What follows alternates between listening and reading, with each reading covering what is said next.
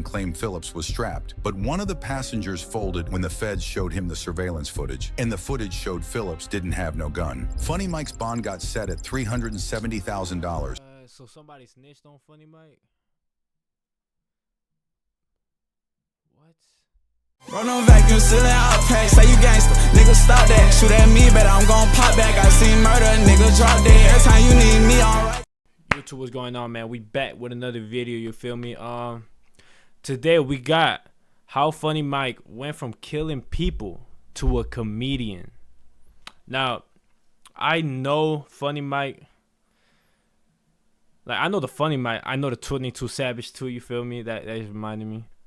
But yeah, I know 22 Savage when he made that. This ain't 21, bitch, this 22. Like, that shit was hard. But yeah, dog, I'm pretty sure Shorty was like that. He got caught. I think he was charged with like murder or something, or he was fighting it. But I'm not sure. So, hey, we're gonna get a backstory of Funny Mike right now, man. How he went from killing people to a comedian. It's crazy. But y'all YNs, bro, y'all could change your life around, man. Change your life around. Don't do some dumb shit. End up in jail your whole life. But yeah, we're gonna check that out, man. Y'all subscribe to the YouTube channel. Make sure you like, comment what y'all want me to react to next. But yeah, let's get straight to the video. From catching a body and facing a murder charge to becoming a family-friendly YouTuber stacking millions, Funny Mike's story is one of the wildest flips the internet's ever seen.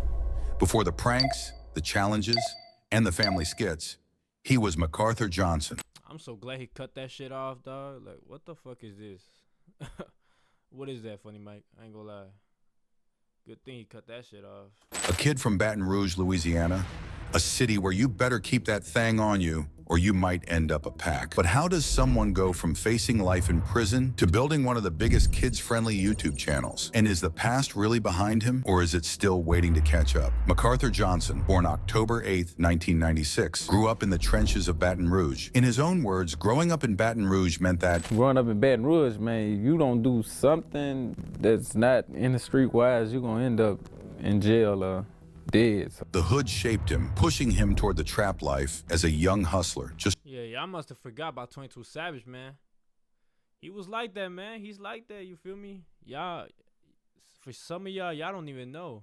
Just like me. I know a little bit, but some of y'all think he's just funny and shit. But like, if y'all know him, yeah. It's not in the street-wise, like you're gonna end up in jail or dead. Not that it's cool, you feel me? It's not cool. But he changed his life around, so plot to him. The hood shaped him, pushing him toward the trap life as a young hustler, just trying to make it out. Johnson had his fair share of run-ins with the law as a young bull. He caught some cases and spent time in juvie for throwing hands and other charges he's been reluctant to speak on. In his Vlad TV interview, he mentioned that he would always burn it out, meaning he'd beat those cases quick and never had to do a long bid. Like, how much time do you think you spent in juvenile altogether? Oh, juvenile? I ain't spent that long in juvenile. I had burned it out. Like many young men looking for a way out of their circumstances, Johnson turned to music. Baton Rouge has a rich hip-hop history, with artists like Boosie being major influences on the youth there. In fact, Johnson has stated that Boosie was his biggest influence growing up, saying he was listening to Boosie before Kevin Gates. Before finding success, Johnson went through a series of different personas and names, trying to find what would stick. He went by Lit Mac on the track, Lit Guno, Mighty Mike, and Girl He Funny at different points. So what was the first name? My first name was Lil Mac. Lil Mac. On the track. Lil Mac on the track. Lil Mac on the track. Yeah, see, that so was my you first. a pimp? Shit, I slapped them hoes down, for real. real talk. But yeah, that was one of my rap names. Initially, he tried to make it as a rapper, but when that wasn't taking off, he pivoted to comedy on social media platforms like Vine and Instagram. His relatable comedy about family dynamics and child... Man, what y'all know about Vine, bro? That's crazy how TikTok took over that. Forms like Vine and Instagram. His relatable comedy about family dynamics and childhood experiences started getting traction. Johnson explained that he started that after rapping wasn't taking off, seeing comedy as another potential path to success. After rapping wasn't taking off for me, you know what I'm saying? I started then to try to see what can I, get out of it, you know what I'm saying? But then shit just started going up, you know what I'm saying? So you get in the Instagram comedian thing, right? And one situation took off, you know, on the Instagram. This hustle and willingness to adapt would eventually pay off, but not before a major controversy and legal trouble that nearly derailed everything. In 2016, when Atlanta rapper 21 Savage was gaining popularity, Johnson made a strategic move that would change his trajectory. During a freestyle, he dropped the line, "This ain't 21, this 22," and people caught on.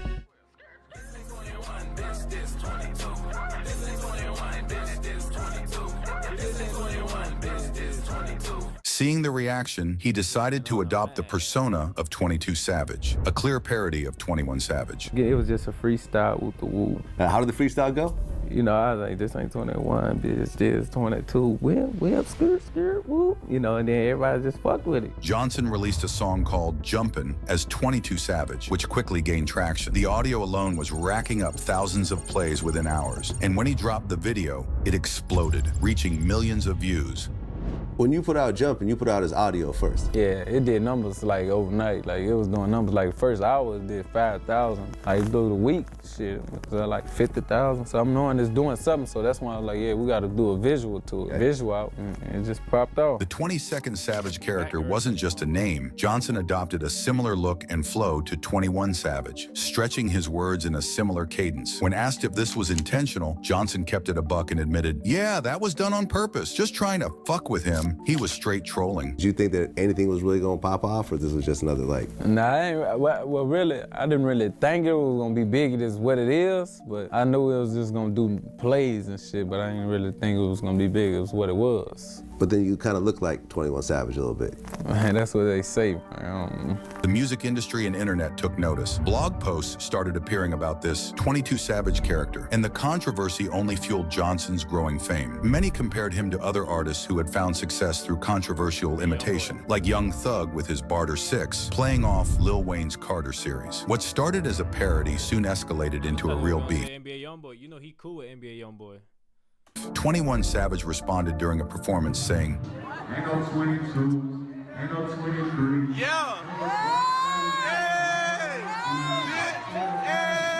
acknowledging the copycat without directly addressing him. So he got on stage and said, ain't no 22, ain't no 23. Oh yeah, I seen that, I saw that. What'd you think? Ain't no 21, this 22, you know. Johnson took this as a challenge. In interviews, he claimed that if 21 Savage had just ignored me, eventually it would have just faded away. Instead, the back and forth intensified. Because all you really had to do was just ignore you. Right. Eventually, just it would have just kind of faded away. Everything would have faded away, but Right. you know, he got no sense of, you know. The situation escalated when Johnson challenged 21 Savage to a boxing match, saying if 21 won, he would change his name. Even 50 Cent got involved, contacting Johnson about putting the fight on the undercard of a Mayweather boxing. Man, 50 Cent be everywhere. I be seeing his posts about Diddy nowadays, bro. He posts everything. Saying if 21 won, he would change his name. Even 50 Cent got involved, contacting Johnson about putting the fight on the undercard of a Mayweather boxing event. According to Johnson, they were going to put up 100 bands each for the fight, but 21 Savage declined, saying, I don't box, I got them choppers. Don't talk about out in boxing, man. We walk around with choppers and shit, man. We ain't boxing no motherfucker. But Funny Mike, aka 22 Savage, responded and said, he must have thought they stopped making choppers when they made his, hinting that he with the shits and is ready to shoot as well. 21 Savage said that he don't box, he got them choppers. Yeah.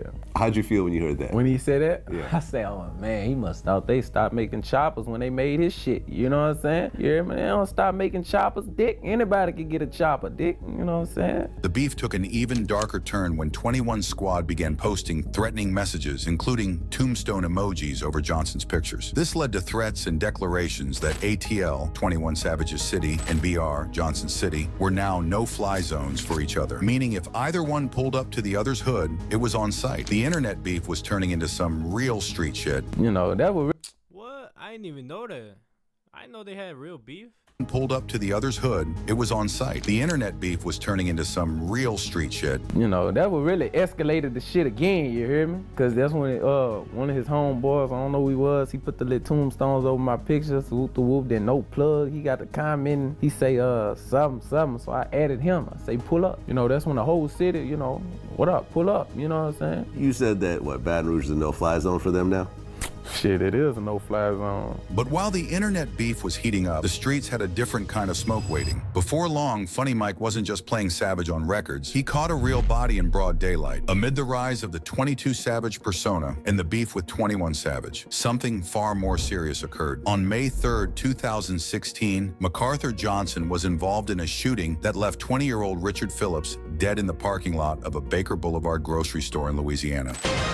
Good afternoon, I'm Cheryl Mercedes. And I'm Greg Merriweather. A fight over a flyer for a birthday party has left one man dead and another charged with his murder. The killing happened at a Baker convenience store, and this afternoon, Police Chief Mike Knaps announced a total of 3 arrests in this case. But the suspected shooter insists he did nothing wrong. You didn't fire a gun? Self-defense, self-defense. So you did fire a gun? Self-defense. 19-year-old MacArthur Johnson, police say, turned himself in on Wednesday morning after hearing he was wanted in a shooting overnight at the Baker Boulevard grocery store. According to police reports, the shooting stemmed from a dispute over a birthday party flyer that had occurred 7 weeks earlier. On the night of the shooting, Johnson was in a car with Charmaine Wilson when they encountered Phillips, who was distributing flyers in the parking lot. Phillips was passing out party flyers in the parking lot, and he and Funny Mike were arguing over the flyers. After a brief conversation, Phillips and his companion, Walter Williams Jr., slid off at first, but Phillips doubled back and pressed Funny Mike a second time. Mike set Phillips up to strap on him, so Mike fired first, hitting him dead in the chest, claiming it was self-defense. Self-defense. So you did fire a gun? Self-defense. 19-year-old MacArthur Johnson, police say, turned himself in on Wednesday morning after hearing he was wanted in a shooting overnight at the Baker Boulevard grocery store. Richard Phillips, known as Rah-Rah, also 19, died after being shot in the chest. But here's the thing. Nobody ever confirmed if Phillips even had a pole on him, and whether it was real self-defense or not is still really shaky. Phillips ended up dying from the shot. Later that day, Funny Mike got booked along with 2 other dudes that were riding with him. They charged him with second-degree murder, illegal use of a weapon, and obstruction of justice. Mike admitted he squeezed the trigger, but tried to play the self-defense card. Problem is, the cops had video footage, and it didn't match his story. A report said they tried to lie and claim Phillips was strapped, but one of the passengers folded when the feds showed him the surveillance footage, and the footage showed Phillips didn't have no gun. Funny Mike's bond got set at $370,000. So somebody snitched on Funny Mike? What? Bro, I don't know what.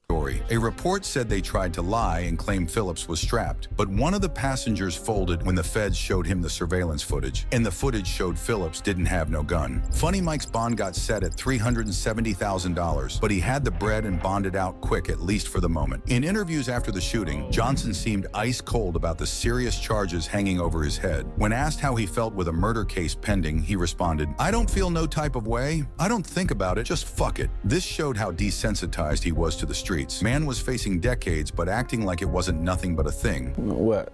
How I feel? Yeah, with something like that hanging over your head. I don't feel no type of way because, you know, if you was in my shoes, you in the situation, you would probably do the same thing, you know, so. Not about the situation, but about the court case that's coming up or the plea deal that's coming up or whatever is coming up in your future, because one way or another, something's gonna have to happen. So how do you just get by day after day? I don't know, I don't think about it. Just fuck it. Fuck it.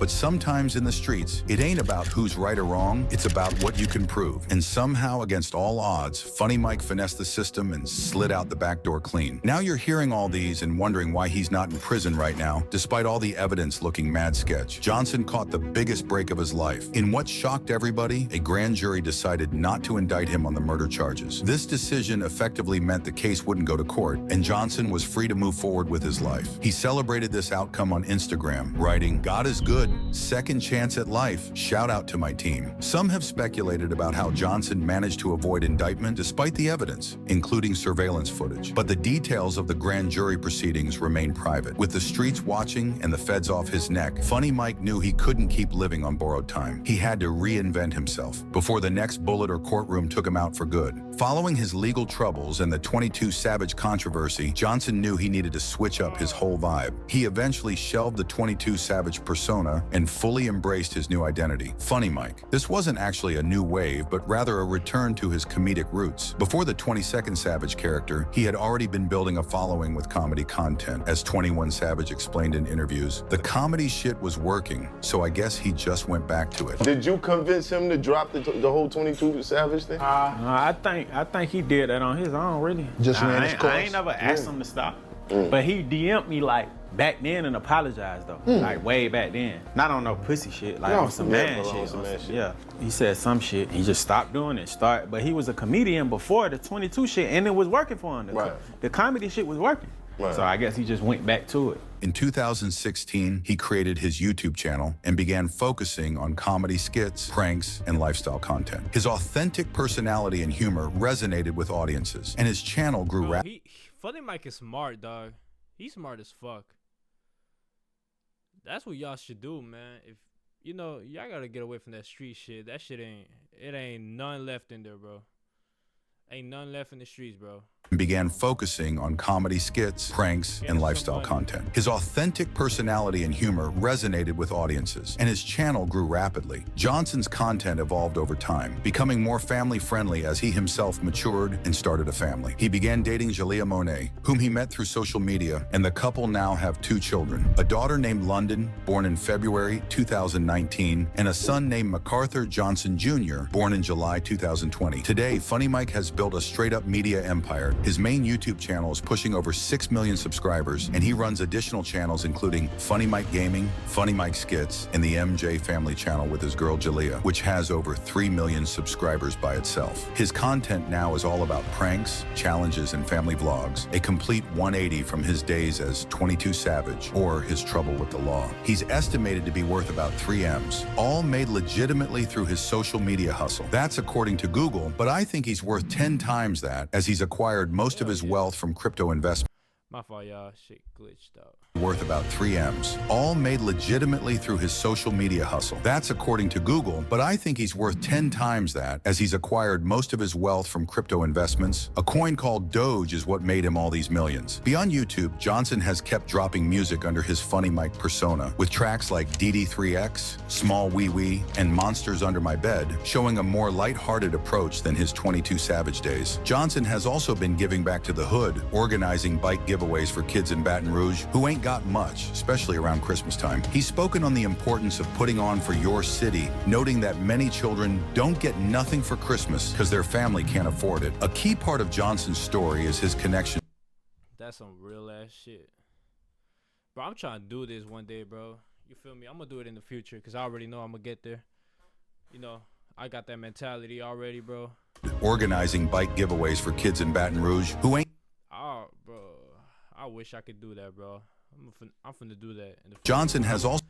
When I'm in that level where I can do that, yeah, I'm gonna start doing that. Also been giving back to the hood, organizing bike giveaways for kids in Baton Rouge who ain't got much, especially around Christmas time. He's spoken on the importance of putting on for your city, noting that many children don't get nothing for Christmas because their family can't afford it. A key part of Johnson's story is his connection to another Baton Rouge rapper who blew up, NBA YoungBoy, Kentrell Deshaun Galden. These two came up in the same trenches of Baton Rouge, both trying to make it out by any means. YoungBoy has shouted out Funny Mike in his music, with bars suggesting people mistakenly thought Funny Mike was soft when he was really about that life. All you do is whistle, players prison after Central Booking. They really thought Funny Mike was pussy. They really thought Funny Mike was pussy.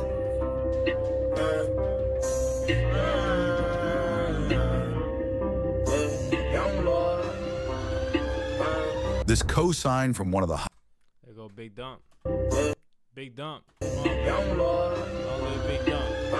This co-sign from one of the hottest rappers in the game adds another layer to Johnson's complex story and street credibility. Funny Mike's journey from the trenches of Baton Rouge to YouTube stardom is a story of transformation, second chances, and reinvention, straight up. While his past includes catching a body and controversial beef, he finessed his way into building a successful career as an entertainer. Today, the man once charged with murder creates content that millions of families watch daily. He's a father, entrepreneur, and content creator who's apparently left his troubled past behind. He really beat the system and changed his life around. His story raises mad questions about redemption, the justice system, and how people can switch up their whole lives. It also highlights the unique opportunities that platforms like YouTube provide for renovation and reaching audiences directly without traditional gatekeepers. Love him or hate him, Funny Mike's story shows that no matter how deep in the game you might be, there's always a chance to flip the script and make something positive happen. From From posting up on the corner to superstar content creator, that's the American dream in the digital age. Let us know down below, what do y'all think of Funny Mike's interesting story? Funny Mike, bro, he's the smartest out of fucking Baton Rouge. Well, I'm not gonna say Baton Rouge because you feel me, NBA YoungBoy is also out that motherfucker. But yeah, bro, all y'all YNs, bro, stay off the streets, bro. Real shit, stay off the streets. It's not worth it. There's none good. Matter of fact, I can't even think of one good outcome about staying in the streets. Real shit. If you can, bro, just do something else, bro. Don't do that selling drugs shit. Don't do that.